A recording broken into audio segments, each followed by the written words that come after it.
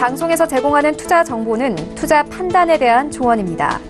방송에서 제공하는 주식의 가치, 가격 상승 및 가격 하락에 대해서는 방송사에서 보장하지 않습니다. 시청자 여러분 안녕하십니까. 오늘장 내일장 1부 출발하도록 하겠습니다. 서정덕입니다. 시장이 어제도 보합세로 마감을 했는데 오늘 시장 역시 좋지 못합니다. 간밤에 미국 증시의 영향을 또다시 받고 있는 모습입니다. 한동안 중국 증시의 영향을 받던 우리 시장이 이제 미국 증시의 영향을 다시 받기 시작한 것으로 보이는 한 측면인데, 일단 전일 미국 증시는 지표 부진이 좀 나왔습니다. 조정이 나왔고요. 이 과정에서 글로벌 경기 둔화의 시그널이 아니냐라는 이야기까지 조금 더 강하게 실렸다고 합니다. 이 부분이 우리 시장에 영향을 주고 있는데, 실제로 최근 다시 매수 기조에 돌아섰던 외국인들이 오늘 양시장에서 모두 매도하고 있고요. 이 수급에 따라서 지금 지수가 밀려 내려가고 있는 모습이고, 외국인들이 많이 파는 종목들이 전체적으로 조정이 나오고 있습니다. 거래소는 운송장비나 전기가스, 통신업종 등은 지금 선방을 하고 있는데 이 섹터를 제외하면 전체적으로 조정이 나오고 있고요. 코스닥 역시 대북 관련주나 수소차 관련주 등 일부 정책이나 관련된 테마 섹터를 제외하면 전체적으로 하락 종목이 눈에 더 많이 띄고 있습니다. 전해드린 대로 미국 지표 부진이 글로벌 경기 둔화의 시그널이다라는 이야기, 그리고 이것들은 일시적인 것이다라는 이야기가 나오고 있습니다. 이 부분도 분명히 짚어봐야 될 시점이 됐습니다. 그리고 미중 간의 무역 분쟁에 대한 합의 부분이 이 글로벌 경기 둔화의 지표를 개선시킬 수 있다라고까지 이야기가 나오고 있고, 일단 미국 간의 정상회담 등의 재료가 지금 코앞으로 다가왔기 때문에 주말까지는 눈치 보기 장세를 극심하게 할 것으로 보이고, 주말 이후에는 어느 정도 가닥이 잡힐 것으로 예측이 되는데, 그렇다면 오늘 시장에 굉장히 또 중요한 자리입니다. 변동성도 크지 않고요. 오늘 시장은 거래량도 많이 실리지 않고 있는 어제와 비슷한 눈치 보기 장세가 이어지고 있는데, 어떤 방향성으로 지금 잡아가야 할지 하나하나 일부에서 체크해 보시길 바랍니다. 헤드라인 뉴스부터 전해드립니다. 정부가 반도체 가격의 조정으로 이번 달 수출 실적이 부진할 가능성을 우려하고 조만간 수출 활력을 높일 대책을 내놓기로 했습니다. 정부는 또 올해 경제 정책 방향 96개 과제 추진 상황을 점검하고 1분기의 주력 산업과 신산업, 서비스 산업 등 3대 산업의 혁신 대책도 차질 없이 추진하기로 했습니다. 지난달 생산자 물가지수가 4개월 연속 하락했습니다. 한국은행은 국내 생산자가 시장에 공급하는 상품과 서비스 가격 변동폭을 종합한 생산자 물가지수가 지난달보다 0.2% 떨어졌다고 밝혔습니다. 농수산물은 지난달과 비슷한 수준이었지만 석유 제품 가격이 내리며 공산품은 0.6% 하락했고 서비스 품목은 0.4% 상승했습니다. 미국 상무부가 한국산 대형 국영 강관 제품에 최고 20.39%의 반덤핑 관세와 최고 27.42%의 상계 관세를 부과해야 한다고 최종 판정했습니다. 상무부는 한국과 캐나다, 그리스와 터키 등 4개국에서 수입한 대형 국영 강관 제품에 대한 조사 결과를 바탕으로 이같이 확정했다고 발표했는데, 한국에서는 현대알비와 세아제강, 삼강 MNT 제품이 덤핑 판매 판정을 받았습니다. 관세는 오는 4월 미국 무역위원회가 최종 판정을 하면 확정됩니다. 미국 백악관은 2차 북미 정상회담을 앞두고 북한이 플루토늄과 우라늄 농축시설 해제를 약속했음을 환기했습니다. 백악관은 2차 북미 정상회담에 대한 보도자료에서 트럼프 대통령의 대북 외교 성과로 북한의 핵 미사일 실험이 400여일 동안 중단됐다며 이같이 밝혔습니다. 국내 증시 상황 바로 살펴봅니다. 자, 코스피부터 바로 만나보도록 하죠. 2220.91포인트의 거래가 되고 있습니다. 0.35% 하락하고 있고요. 일단은 2220선은 현재 터치가 됐는데, 일단 낙폭은 더 이상 생기진 않고 있는데 낙폭이 크진 않습니다. 하루간의 흐름 정리하도록 하죠. 자, 보시면 2218포인트대까지 내려왔는데 바로 2220포인트대는 회복을 했고요. 위아래로 보시면 6포인트밖에 움직임이 없습니다. 그래프는 좀 요란스러워 보이는데 큰 변동폭이 없는 오늘 지수 상황입니다. 수급 주체 만나보도록 하죠. 보시면 외국인이 전해드린 대로 좀 많이 팝니다. 1014억 원. 외국인이 2거래일 연속 매수하다가 오늘 또 매도하네요. 그리고 기관이 다시 매수에 나서줬는데 기관의 매수 물량은 그리 크진 않습니다. 359억 원. 이 가운데 대체적으로 금융투자와 연기금이 들어오고 있고요. 투시는 매도합니다. 개인은 하락장에서 636억 원 정도 담고 있습니다. 다음 살펴보도록 하죠. 시총 상위주들입니다. 삼성전자와 SK하이닉스 전해드린 대로 전기전자 업종 조정 나오고요. 화학주들도 조정 나옵니다. 지금 현대차, 운송장비 업종 대장주죠. 현대차 상승하고요. 다음 살펴보면 6위부터 10위 종목들도 하락 종목이 조금 더 많이 보입니다. 한국전력, 전기가스 업종들 오늘 오랜만에 반등에 성공했고 삼성물산 보합입니다. 하지만 셀트리온과 삼성바이오로직스, 포스코는 하락입니다. 11위부터 15위 종목들도 체크해보도록 하죠. 보시면 SK텔레콤과 신한지수는 올라가지만 네이버와 현대모비스, LG생활건강은 각각 하락합니다. 낙폭은 네이버가 1% 후반대로 가장 큽니다. 다음 살펴볼까요? 코스닥 741포인트대까지 밀립니다. 코스닥이 많이 밀리네요. 지금 후반에 6포인트가 넘게 밀려 내려오는데 하루간의 흐름 정리합니다. 보시면 쭉 빠지는 그래프 확인을 할 수가 있는데 748에 출발해서 743, 45 사이에서 움직이던 지수가 지금 1시 이후부터 꺾여 내려가기 시작하는 모습 확인이 됩니다. 수급 주체 만나보도록 하죠.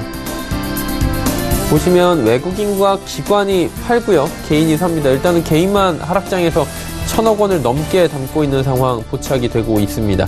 다음 살펴볼까요? 시총 상위주들 보시면 전체적으로 어렵습니다. 상승 종목 보이지 않고요. CJENM만 보합이고 나머지 종목 모두 빠져내려갑니다. 포스코 캠텍도 7만원 다시 약간 이탈이 됐고요. 셀트리온 헬스케어 역시 7만원이 이탈이 됐습니다. 다음 살펴보도록 하죠. 6위부터 10위 종목들입니다. HLB부터 코롱티슈진 전 종목 빠지는 가운데 메디톡스의 낙폭이 3.85%로 가장 큽니다. 다음 종목들 살펴보도록 하겠습니다. 11위부터 15위 종목들, 아난티, 말씀드린 대로 대북 관련주들이나 수소나 전기 어떠한 한 섹터 내에서 움직이는 특정 종목들을 제외하면 오늘 크게 가는 종목들이 보이질 않습니다. 파라다이스와 제넥신도 큰 폭의 상승은 나오지 않고 있고요. 셀트리온 제약과 SK머티리얼즈 각각 1% 내외로 빠지고 있습니다. 원달러 환율 체크해보도록 하죠. 원달러 환율은 1125원 90전에 거래되는데 큰 움직임은 현재 없는 상황입니다. 금일 본 방송에서 제공해드리는 정보는 투자 판단에 대한 조언일 뿐입니다. 해당 주식의 가치와 수익률 보장해드리지 않는다는 점 참고해 주시기 바랍니다. 오늘장 이슈 바로 체크합니다. 펠리즈 투자앤리서치 김민수 대표입니다. 안녕하십니까? 네, 안녕하십니까? 일단 증시가 어느 정도의 조정이 지금 나오고 있고요. 최근에 이 같은 장세 속에서 유가와 금 가격이 지금 강세를 보이고 있는데 시장 기조를 좀 살펴봐야 될 것 같아요. 어떻게 해석하면 될까요? 네, 최근 들어서 나오는 유가와 금을 통해서 한번 시장 흐름들도 점검할 필요가 있을 것 같은데요. 먼저 유가 같은 경우 최근 들어서 공급 측면에서 변화가 좀 들어오고 있는데 이 오페크 1월 회원국의 어떤 감산 목표치를 보게 되면 생산량이 감산 목표치에 거의 근접했다랄 정도로 감산 기조가 뚜렷하고요. 이 사우디아라비아도 1월 달에 감산 목표치에 근접하면서 3월 달에는 더 감산을 늘리겠다라는 쪽으로 나오다 보니까 공급에 대한 축소가 이제 유가를 끌어올리는 요인으로 보여지고 있고요. 또 하나 이제 수요 같은 경우는 상대적으로 아직 좀 부진합니다. 여러 가지 제조업 지표 안 좋은 상황 속에서 이 경기선행지수도 OECD 경기선행지수를 필두로 해서 그렇게 썩 좋은 모습들이 나오지 않는데 이런 상황 속에서 오히려 미국은 증산을 하죠. 어떤 이쪽이 기회다라는 관점 쪽에서 셰일 원유 중심으로 계속 증산하는 기조가 나오고 있는 상황들인데 그래서 이제 가장 중요한 부분들은 수요가 받쳐줄 것이냐에 대한 부분들이 가장 중요하다고 봐야 될 것 같고요. 따라서 이제 추가적인 어떤 나오는 경제지표와 관련된 부분들 그리고 또 무역 분쟁 합의 얘기들 이런 쪽이 가장 더 중요하게 보이지 않을까 싶은 관점 쪽에서 한 55달러대에서 WTI 기준으로 60달러대 안쪽에 대한 이 저항권은 아직까지 뚜렷하다라는 관점 쪽에서 바라보고 있는 상황들이고요. 또 하나 지금 그런 상황이 나오다 보니까 이제 유가가 조금씩 올라오는 상황 쪽에서 국내 정유 석유화학 업체들은 오히려 앞으로 계속 갈 것이다, 즉 유가가 상승할 것이다라는 거를 반영하면서 움직이는 상황들인데 조금 선반영 관점들이 높죠. 아직 어떤 정제 마진의 확연한 회복세라든가 추가적으로 석유화학 제품도 작년 하락에서 회복된 게 없는데 어떤 기대감이 조금 더 반영됐다는 측면 쪽에서 일단 관련된 부분들을 지켜봐야 될 것 같고요. 두 번째로 금 가격입니다.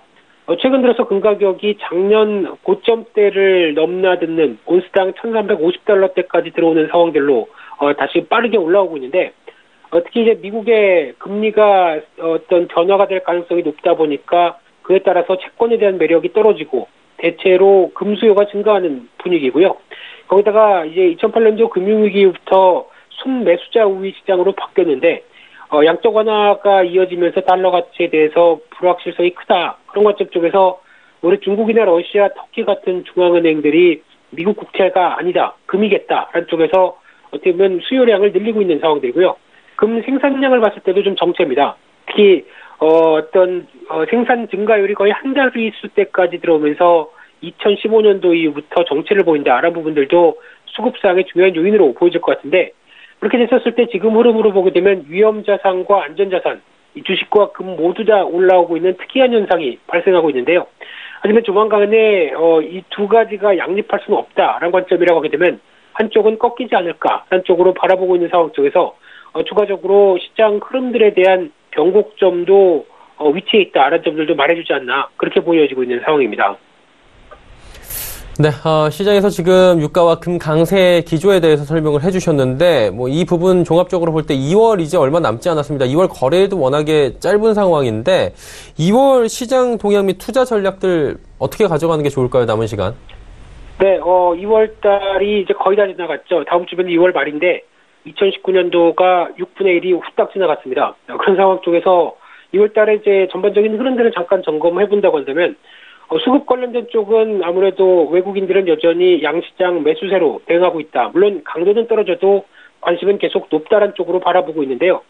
상대적으로 기관이나 개인, 특히 기관은 주식에 별로 관심이 없는 것 같습니다. 계속 매도세만 1월 달에 이어서 2월 달도 보이지고 있는 상황 쪽에서 그나마 눈에 띄는 부분 중에 하나의 수급 주체는 연기금이라고 봐야 될 것 같은데요.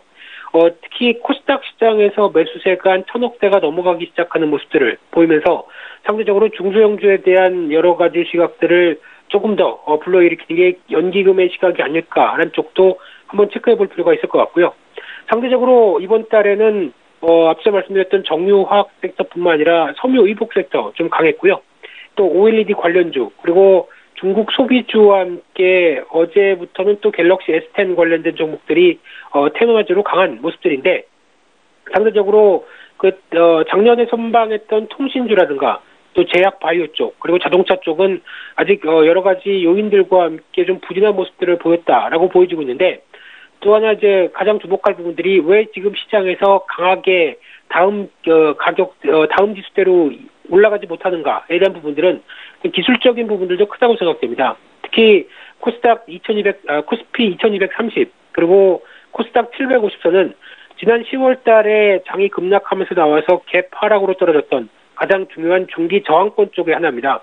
이런 상황 쪽에서 일단 지금 현재를 보게 되면은 기업 실적 별로 안 좋고 경제 지표 여전히 안 좋고 이런 어떤 부진한 모습들을 반영했을 때 계속 가는 게 맞는 것인가, 아니면은 이제 여기서 더 이상 나빠질 게 없기 때문에 앞으로 개선은 충분히 된다. 그러면은 앞으로를 보고 주가는 반영해야 되기 때문에 더 올라가는 게 맞지 않느냐. 이런 어떤 여러 가지 부분들이 충돌하고 있는 지수대라고 보고 있는 상황이고요. 따라서 지금 변곡점에 위치한 상황 쪽에서 2월 말에 중요한 이벤트가 확인이 되면서 방향성이 결정되지 않을까 하는 관점이기 때문에 지금은 어떻게 보면 시장의 큰 줄기를 확인해야 된다는 관점 쪽에서 어떤 단기적으로 종목 중심으로 대응하는 게 일단은 맞지 않느냐, 그렇게 보여지고 있습니다. 네, 단기적으로 아직까지는 종목 중심 대응을 조금 더 가져가는 게 좋겠다라고 말씀해 주셨네요. 자, 오늘 말씀은 여기까지 듣겠습니다. 고맙습니다. 네, 감사합니다. 헬리지 투자 리서치 김민수 대표와 함께 했고요. 이슈 칼럼 바로 이어갑니다.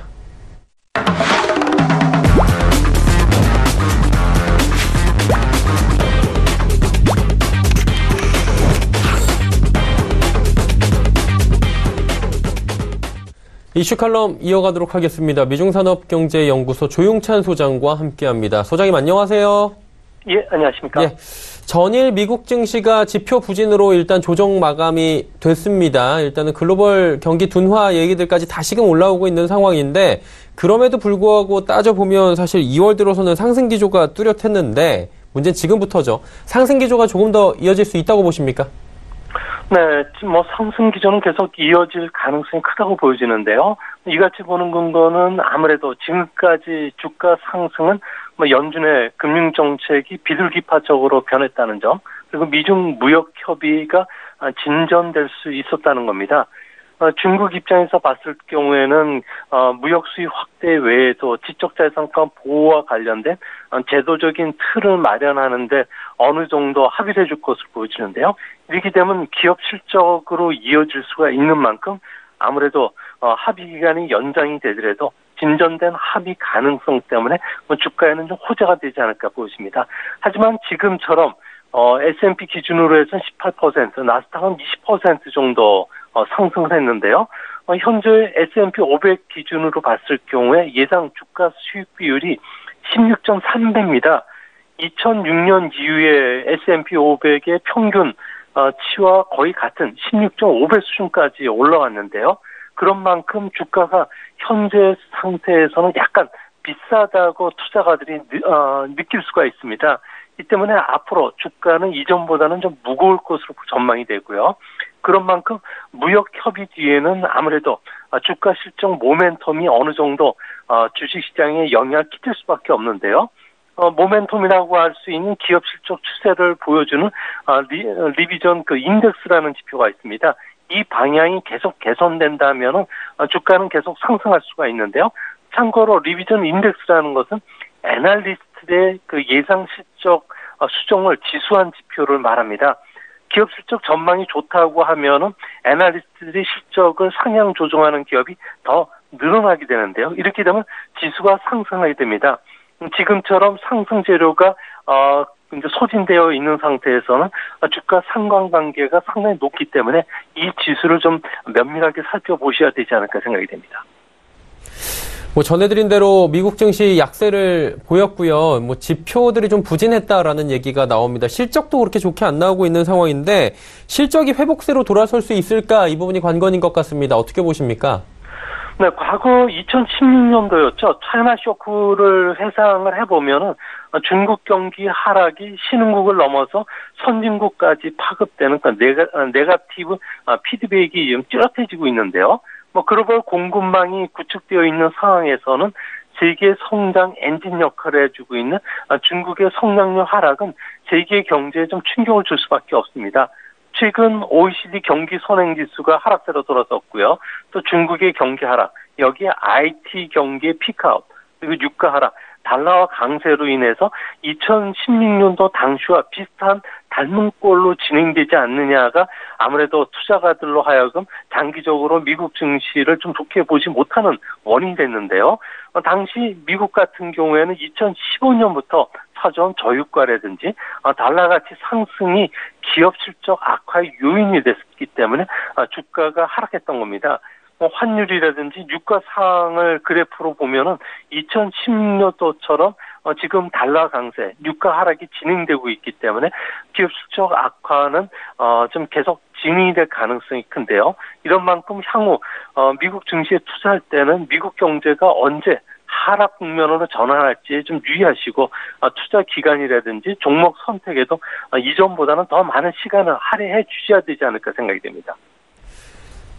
지금 미국도 지금 경기 예측을 보니까 1%대 성장률로 하향 조정하는 곳들이 나오고 있다고 합니다. 그러다 보니까 미국 경기 하향 국면이고 글로벌 경기도 하향 국면 아니냐라는 얘기들 나오는데 이 부분은 어떻게 보는 게 좋을까요? 네, 최근 JP모건 같은 경우에는 1분기 미국의 GDP 성장률 전망치를 1.75%에서 1.5%로 낮췄습니다.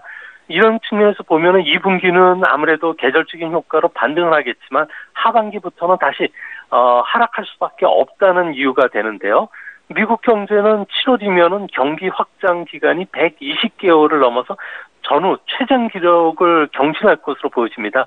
하지만 달이 차면은 기울듯이 아무래도 1월 고용 지표 같은 경우도 좋고 물가도 안정이 되고 있지만 걱정되는 점은 미국 경제만 나홀로 번영의 오아시스를 남아 있을 수가 없다는 점입니다.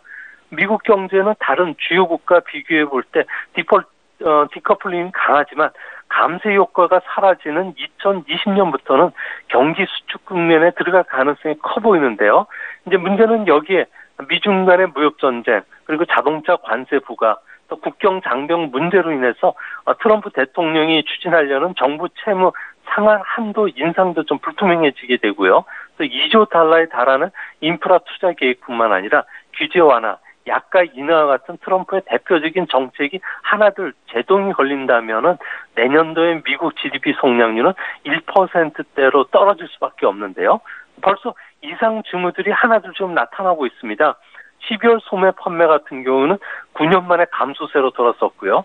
해외 경기와 통상 정책에 영향을 쉽게 받는 제조업 수출 수주지수 같은 경우에도 아무래도 작년 하반기부터 떨어지면서 산업 생산까지도 위축시키는 그런 모습입니다. 이 때문에 설비 투자와 관련된 부분에서도 현재 민간 설비 투자가 계속 급속하게 줄어드는 이런 신호들이 나오고 있기 때문에 올 하반기부터는 중국 경제와 관련해서는 특히 좀 민감하게 좀 주목하셔서 보셔야 되지 않을까 생각이 됩니다. 자, 그리고 미중 간의 무역 분쟁 여쭤볼 시간인데 워싱턴에서 지금 고위급 회담이 열리고 있다라는 부분은 많은 분들이 익히 알고 계실 겁니다. 이게 시한이 얼마 안 남았습니다. 그리고 급한 쪽은 중국인데 중국이 조금 더 양보한 부분이 있냐라는 얘기가 좀 나오는데 어떻습니까? 중국이 좀 양보를 더 합니까? 네, 지금까지 장관급 회담은 3차례 열리고 있는데요.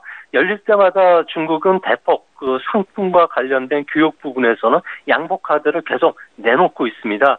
이번에도 10개 항목의 수입 목록을 미국에 제시를 했는데요. 여기에 보면 새롭게 콩이라든지 옥수수, 밀과 같은 농산물을 연간 300억 달러 수입을 해주기로 했습니다.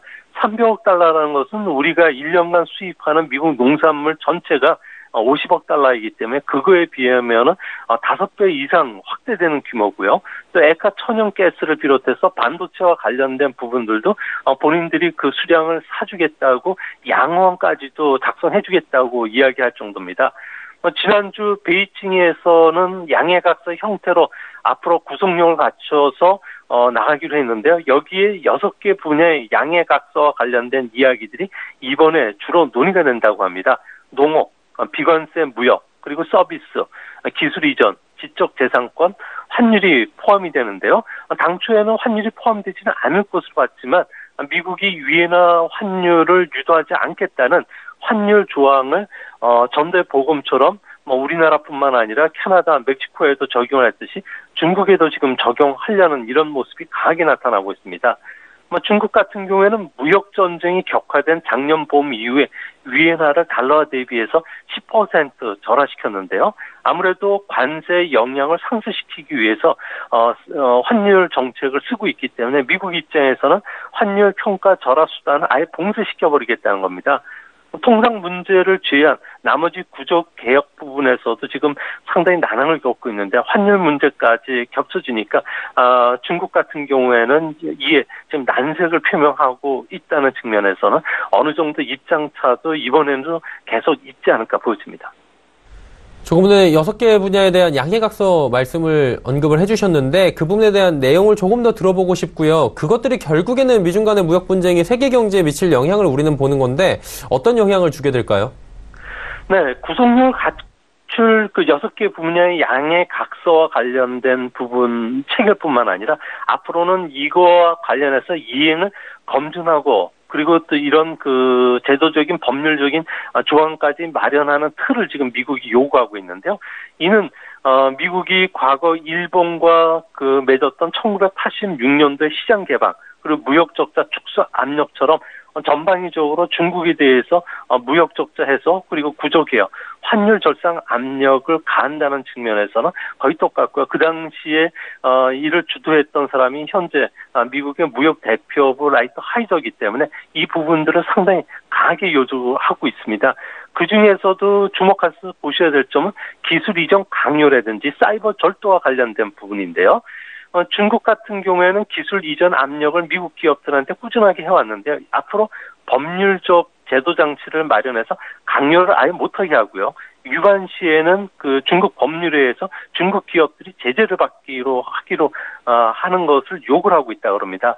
또 한 가지 논란이 되는 것은 지적재산권 문제인데요. 중국 같은 경우는 미국 기업들에게 기술과 관련된 부분을 관리할 수 없도록 방해한다든지 인허가 절차를 지연시킨다든지 중국 기업들의 사용 권한을 자의적으로 너무 확대시켜 왔는데요. 이를 침해했을 경우에 처벌 조항을 두겠다는 게 미국 생각입니다. 이뿐만 아니라 농산물과 관련해서도 미국은 닭고기, 쇠고기에 대한 시장 개방뿐만 아니라 유전자 조작 종자나 형질 변경과 관련된 인허가를 이전보다 더 빠르게 요구를 하고 있고요.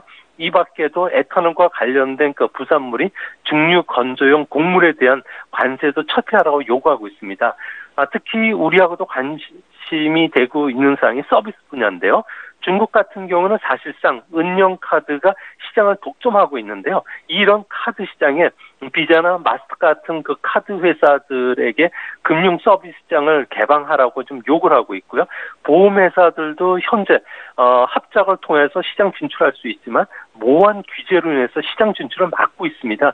이런 규제를 폐지하라고 요구를 하고 있기 때문에 앞으로 리스 산업을 비롯해서 다양한 금융 서비스 산업에서 문호 개방된다는 점에서 우리나라한테는 호재가 되고요.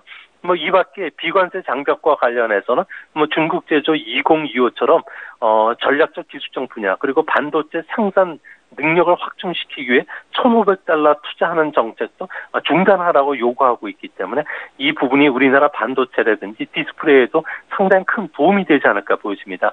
양해 각서와는 별도로 10개 항목의 단기 조치 목록뿐만 아니라 상품 구매 부분도 협의가 되고 있는데요. 이 때문에 농산물, LNG, 반도체 수입 확대뿐만 아니라 자동차, 폴리실리콘에 대한 관세도 인하될 가능성이 크다는 점에서 우리나라도 한편으로는 폴리실리콘을 비롯해서 화학 제품들 같은 경우에도 상당한 좀 수혜를 입을 가능성이 크다는 점에서 이번 합의 과정에 세부적인 어떤 내용이 포함되느냐가 주식시장에도 관련 종목들의 명암이 엇갈릴 것으로 보여집니다. 결론적으로 본다면 미중 간의 무역 분쟁이 합의가 되면 전체적으로는 좋은 것인데 어떤 부분을 서로 주고받는지를 또 잘 봐야 되는 시점이 됐다라고 정리가 될 것 같습니다. 그리고 미중 간의 무역 분쟁으로 인해서 미국 경기 지표도 악화가 되고 있다. 올 들어서 이런 얘기가 나오는데 결정타 맞은 건 중국 쪽이겠죠. 중국 쪽 지표가 지금 굉장히 안 좋게 나오고 있다고 하는데 그러다 보니 중국은 경기 부양을 위해서 부양책 써야 되고요. 이로 인한 효과가 나타날 텐데 어떤 부양책을 쓸 것이며 그리고 언제쯤 이 효과가 나타날까요? 네, 최근 중국을 다녀온 그 지인들 이야기에 따르면 중국 안에서도 내수 시장이 위축이 되면서 현재 그 스타벅스라든지 다양한 그 외식 산업들이 타격을 상당히 입고 있다고 합니다. 또 내수 시장 침체로 인해서 디플레이션 압력도 어느 때부터 높아지고 있다고 하는데요. 1월 그 생산자 물가 지수를 보면은 전년 동월 대비 0.1% 상승이 거쳤습니다. 12월보다도 0.8%포인트나 떨어진 수치인데요. 2년 4개월 만에 최저 수준까지 떨어지고 있습니다. 생산자 물가 지수라는 것은 출하 시점의 가격 변동을 지수화시킨 것인데요. 이게 둔화된다는 것은 디플레이션 압력이 높아진다는 상황을 보여줍니다. 이렇게 되면 앞으로 한두 달 내에 중국이 실제 디플레이션 상황에 빠져들 수가 있는데요.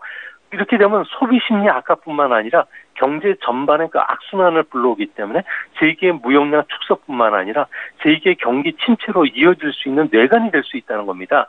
이 때문에 중국 정부 입장에서는 올해 성장률 목표를 작년처럼 6.5%가 아니라 6.6%에서 6.5%로 레인지로 제시를 할 가능성이 있고요. 이렇게 되면은 질 높은 성장을 명목으로 해서 다양한 경기 부양책을 꺼내줄 가능성이 있습니다. 이전에도 말씀드렸던 자동차나 가전제품에 대한 소비자 자극 정책 외에도 GDP 대비해서 재정 적자 비율을 2.6에서 3%까지 용인하는 확장적 재정 정책을 펼칠 가능성이 있는데요. 이렇게 되면 정부 자금만 무려 6천억 위엔이 풀리게 되고요. 인프라 투자를 위해서 채권이 무려 1조 3,500억 위엔 정도가 발행이 됩니다. 이런 경기 부양을 위해서 투자 의존형 성장으로 바뀌었다는 것은 하반기부터는 일시적으로는 경기 회복이 찾아오겠지만 더 큰 문제는 회색 코뿔소가 출현할 위험이 더 높아진다는 겁니다. 참고로 회색 코뿔소라는 것은 높은 확률로 존재하고 큰 문제를 야기함에도 불구하고 시장에서는 아예 경시하는 것을 말하는데요. 앞으로 자산 거품이 발생이 되고 또 격차 확대뿐만 아니라 구조조정이 지연이 된다면 중국의 잠재 성장률은 더 낮아지는 대가가 찾아오게 되는데요. 중국은 몸에 열을 내기 위해서 가장 손쉬운 방법인 에너지 음료라든지 과다한 성분을 지금 흡수하는 이런 독약 처방을 내리고 있기 때문에 앞으로 한 1년 뒤에는 이제 무기력증이 찾아오는 그 부작용이 중국 경제를 다시 침체 위험에 빠질 가능성이 있다는 점도 항상 염두에 두시기 바랍니다. 네, 중국 경기를 보는 시각에 대한 말씀까지 남겨주셨습니다. 오늘 말씀은 여기까지 듣겠습니다. 고맙습니다. 네, 감사합니다. 위중산업경제연구소 조용찬 소장과 함께했습니다.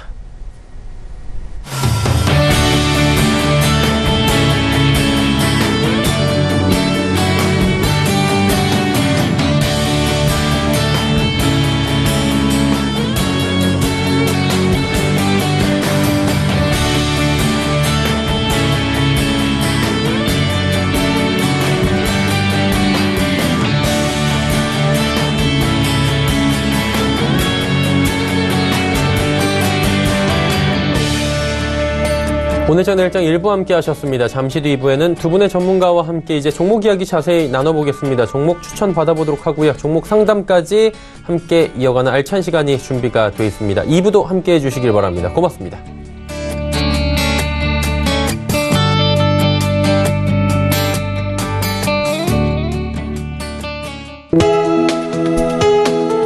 본 방송에서 제공하는 투자 정보는 투자 판단에 대한 조언입니다. 방송에서 제공하는 주식의 가치, 가격 상승 및 가격 하락에 대해서는 방송사에서 보장하지 않습니다.